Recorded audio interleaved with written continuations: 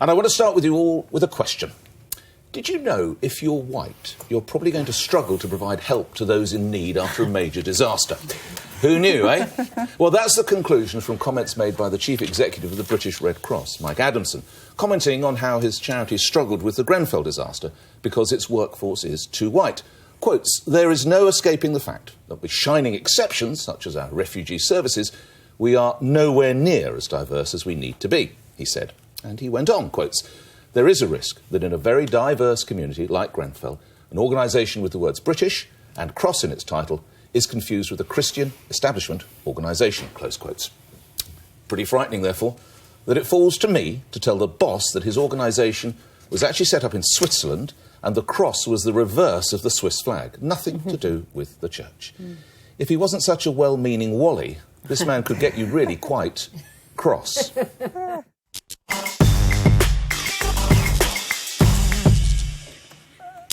Nick, you really oh, Joy, it's you starting, is it? You really don't get it. Hi! You have a right to be offended, Nick. Yes. You don't get it. You just don't get it. What did I get? This is about perception. I don't know if you know this, but I used to be a lawyer. Yes, I did know that. And in law, when you bring a claim for bias, the test that judges use is not whether there is actual bias, but whether there is a perception of bias, whether there is a real possibility of a perception of bias. And in these kinds of situations, it's perception that is everything. Now, I think, and actually it's a real shame because I saw the headlines about this, which were kind of Red Cross too white to deal with Grenfell. And when I read his actual article, I thought it was a real shame. It was much more nuanced and reflective than that. He runs this organisation. He knows what they went through on the ground trying to reach this community. He felt this problem of distrust.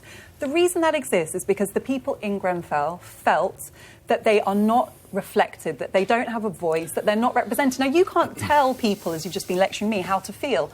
That is how they feel. And you say that compassion doesn't see colour. Well, what about poverty? Because 50% of people from African backgrounds live in poverty. People from BME backgrounds are twice as likely to be in poverty as white people. Social housing, the kind of people who live in the situation in which Grenfell is possible, are more likely. Off topic, No, really. it's not off topic. The residents of Grenfell Tower had a sense that they're overrepresented in this kind of community, that they're more likely to suffer this kind of horror, and that is why they have a perception of distrust. Well, coming back to your legal background, may it please the court, I have a withering put down, but I could see Please. June getting quite exercised as I introduced this conversation. I don't... He's waving at me at one point. Well, he doesn't even mention race in his statement. Well, he says... Well, I don't need to read the quote out again. He says that in a diverse community... Yeah, and that's why they struggled at Grenfell.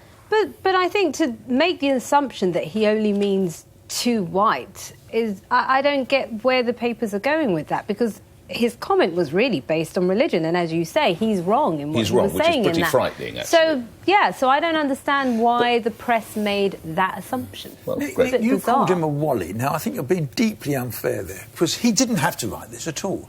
Yeah. He's written it because he runs an organisation and he sees an issue. And it seems to me it's very brave of him to actually write it. It would be much easier not to say anything and say, yes, didn't we do a great job?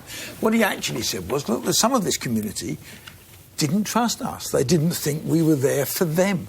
Now, if he believes that, and if his people are telling him that, it is an issue. What the solution is more difficult, but I mean, it must be an issue, and I commend him for what he wrote. Well, of course, you got involved in a heck of a row when you were at the BBC. At the BBC. It was about over 10 years ago, wasn't it? You said the BBC was hideously white. Isn't that 15, what you 16 said? years ago. I said the BBC was hideously white. Yeah. So is it hideous to be white, then? No, the point was, what I was trying to... Actually, a lot of people thought I would get in a row. Actually, it was one of the best things I said when I was there, because actually it told the staff at the BBC I was serious about changing the racial mix of the BBC. And the truth was, you would go to... In those days, at the BBC, when we looked at places like Birmingham and Leeds and the rest of it, actually, there were virtually no people from ethnic minorities at all. And what we did was we said, we're going to change this. And actually, in 4 years, we had a significant change, because we said, this is the policy. And what we did was we were hated by certain sections of the press for doing it. What we put in place was saying, look, we're just not going to employ only white people in the future. This has got to change. We need to bring Rachel. There is a risk that in a very diverse community like Grenfell, Rachel, you live virtually next door, an organisation with the words British and Cross in its title is confused with a Christian establishment organisation. If you're an Ethiopian and you've struggled down 16 floors and all your possessions have been burnt and someone's offering you a bottle of water and a blanket, do you care whether they're white, black or any shade in between? Of course not. And I think we've dealt with the British Red Cross having a problem at Grenfell. I'd like to broaden this out because I think your debate actually opens up a bigger issue. And though I'm hideously white myself, it's about the people we put in positions of authority and judgment to look into things or to even to do jobs, as we talked about Theresa May last week. And the issue is, do these people have to reflect the constituency they are purporting to represent? And obviously in Parliament we don't have it exactly right. In boardrooms we don't have it exactly right. There are very few women in boardrooms. But I really think that sometimes you are never going to get it perfectly right. And what really distresses me, and I know that the judge who's actually leading the inquiry, Sir Martin Mulbuck, is setting out his stall this week.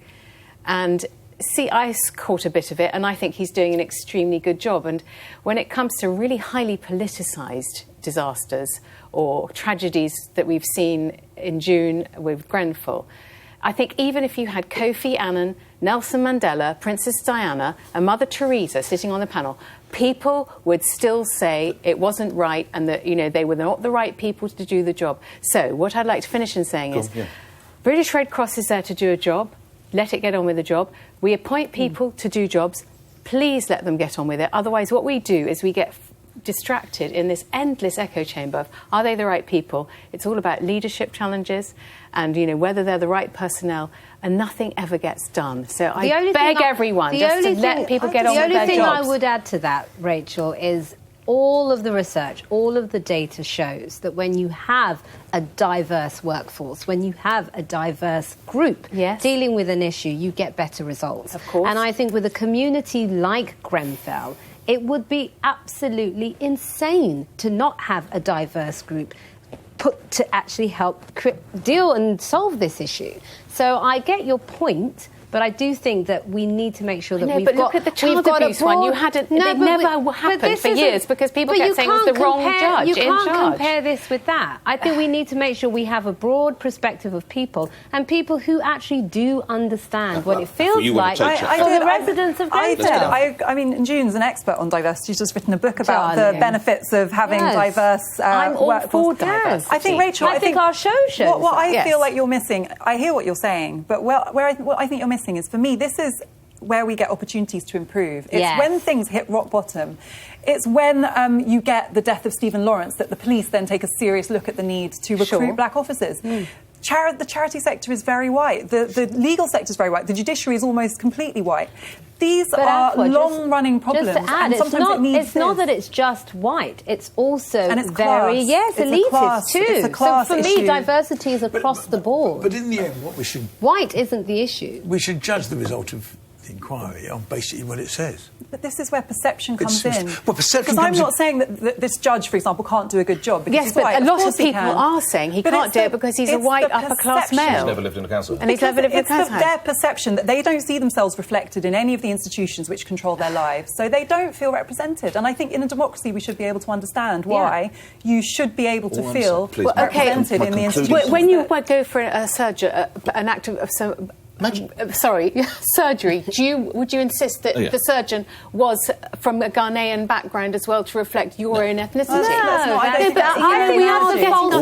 but I think if the medical profession didn't have any black people or any women, I would feel a lack of confidence in the fact that all these decisions about my body are being made by old men. I know I have to yield. I just want to say, I just think for all the white people who did turn out and worked all those nights and all those days, it's a little unfair. I don't think that's what he was saying. And if that's you not read what we're he saying wrote. either.